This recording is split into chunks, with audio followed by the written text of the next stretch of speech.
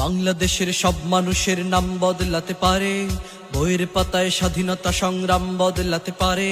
বঙ্গোপসাগরের পানি সব যেতে পারে শুকিয়েও, গোটা রাজধানী কেড়ে নিতে পারে বুড়ি গঙ্গার ঢেউ।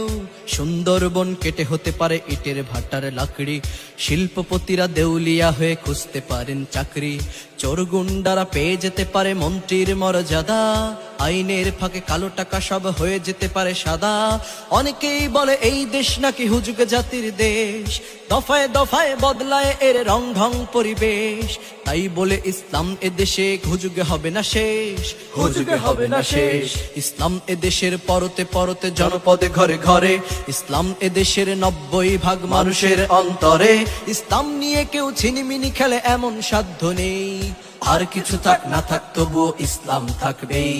সবকিছু বদলে যাক তবুও ইসলাম থাকবেই, আর কিছু থাক না থাক তবুও ইসলাম থাকবেই। সবকিছু বদলে যাক তবুও ইসলাম থাকবেই।